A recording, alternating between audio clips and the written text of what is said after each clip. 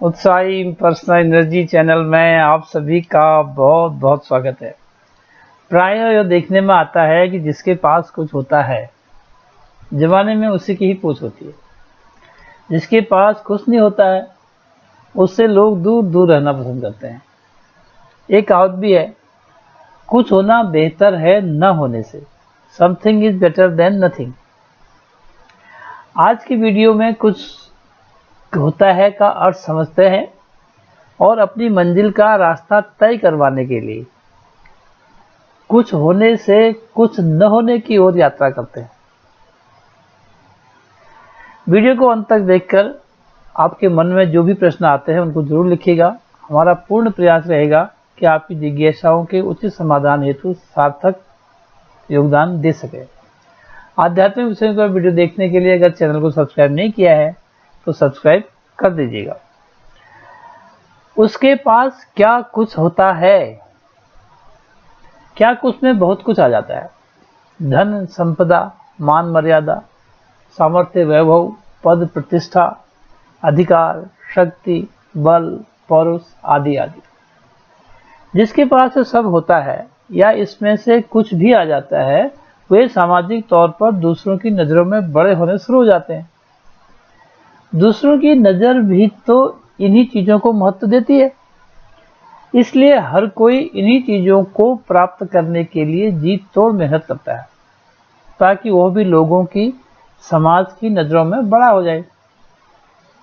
इसी चाह में जाने अनजाने एक दूसरे से आगे निकलने का खेल शुरू हो जाता है। यदि परिवार चलाने के लिए और सामाजिक जीवन यापन के लिए धन की जरूरत पड़ती ही है, लेकिन धीरे धीरे यही जरूरत समाज में अपना रुतबा बढ़ाने के लिए बन जाती है। जो सामान्य जरूरत थी वह अब अनिवार्य आवश्यकता बन जाती है, चाहे इसके लिए बेईमानी, धोखाधड़ी आदि ही क्यों न करनी पड़े।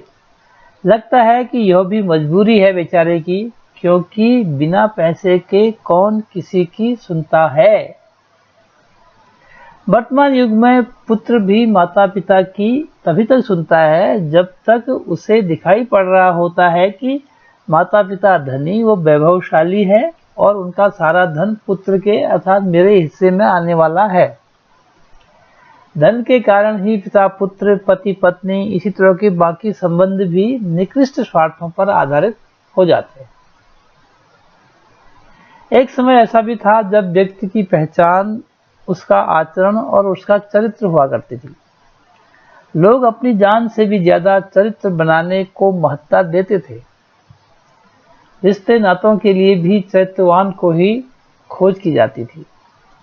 आज इंसान निजी स्वार्थों, लालसाओं, खुदगर्जियों के कारण संकीर्णताओं, भ्रमों व हिंसा से जुड़ जाता है।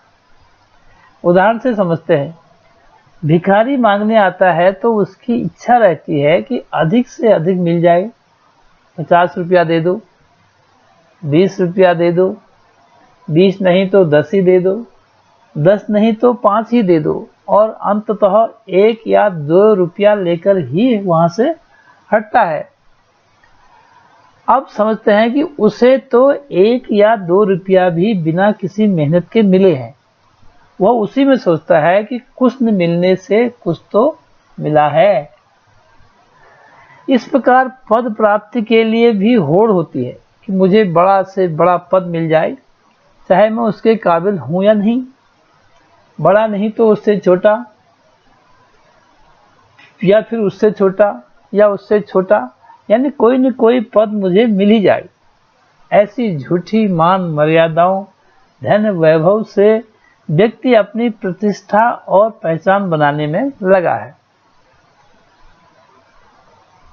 इसी तरह से अनेकों अनैतिक साधनों को अपनाकर व्यक्ति अपनी एक विशिष्ट पहचान भी बना लेता है, परंतु वह इस यात्रा में अपने आप को खो देता है। धन संपदा, मान मर्यादा, सामर्थ्य, वैभव, पद, प्रतिष्ठा, अधिकार, शक्ति, बल, पौरुष, इन सब का अपना कार्यक्षेत्र है।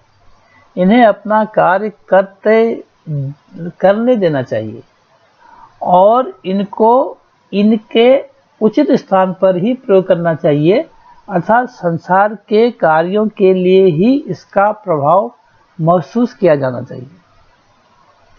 इसी तरह जब धर्म भी स्वार्थ लिप्सा के कारण दूषित होने लगता है, तब माया अपना रूप दिखाने लगती है।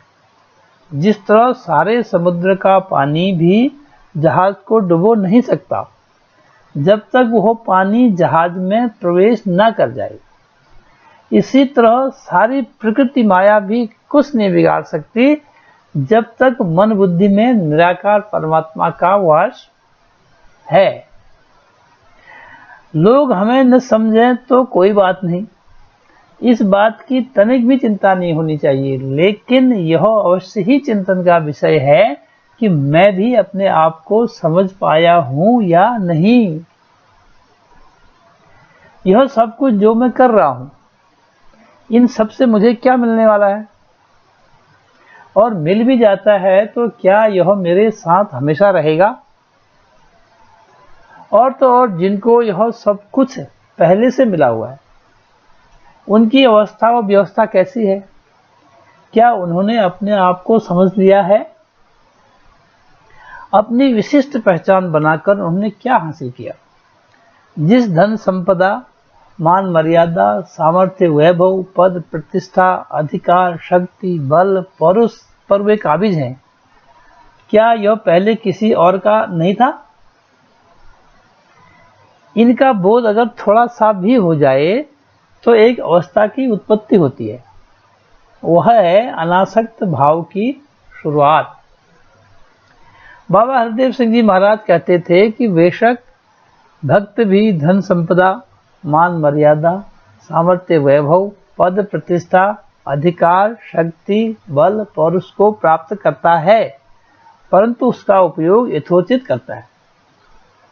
उसमें तिरस्कार या अहंकार नहीं जुड़ा होता। उसको वास्तव में nothing is better than anything, अर्थात कुछ होने से कुछ ना होना बेहतर का बोध हो जाता है।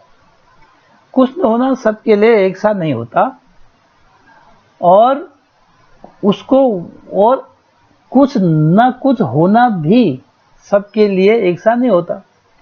फर्क दृष्टि और मानसिकता का है। जो निराकार सत्ता की अनुभूति कर चुके होते हैं, उनके मापदंड किन्हीं और प्रकार के होते हैं, अर्थात उन्हें नथिंगनेस का बोध हो जाता है, अर्थात परमात्मा का, गॉड का, वाहिगुरु का बोध हो जाता है, जो सारी उत्पत्ति का मूल है। अनहद शांति तो एक सी होती है, लेकिन शोर आहट तो लाखों तरह का होता है। इसी तरह नथिंग अर्थात कुछ नहीं तो एक ही तरह का है, और एनीथिंग अर्थात कुछ करोड़ों तरह का भरा हुआ है। जो एक है, स्थिर है, वही सत्य है। अगर यह कुछ नहीं मेरे अंदर आ जाए और मेरे रोम रोम में समाहित हो जाए, मेरा आचरण बन जाए, तो ही मैं निराकार में हो सकता हूँ और निराकार मुझ में। निराकार की तरफ बढ़ाया हुआ एक भी कदम मेरी पूरी मंजिल का रास्ता तय करवा देता है, और सत्य के एकाकार के साथ ही जीवन को सुसंस्कृत ढंग से चलाने में सहायक होता है। फिर उसी ढंग से आचरण होने लगता है। इसको अपनाते ही इंसान अपने पुराने स्वभाव से बाहर निकल कर आ जाता है और उसका नया व्यक्तित्व सामने आ जाता है। सोच फिर भौतिक व्यक्तियों के वस्तुओं के साथ संबंधित नहीं रह जाती है, फिर वह केवल एक भाव के साथ जुड़ जाती है। फिर पूछ, मान, मर्यादा, पद, प्रतिष्ठा आदि केवल जीवन की कार्यशैली के लिए होते हैं, वह उनमें वास्तविक रूप से नहीं होता है, अर्थात जुड़ा नहीं होता। उसमें कर्तापन का भाव भी नहीं रहता। उस प्राणी ने जैसे तब एक जन्म लिया होता है, एक ऐसा जन्म जिसका फिर कोई जन्म नहीं, मरण नहीं। वीडियो देखने के लिए आप सभी का बहुत बहुत धन्यवाद। यदि वीडियो अच्छा लगा है तो लाइक, शेयर और दिल से सब्सक्राइब कीजिएगा। I love you all.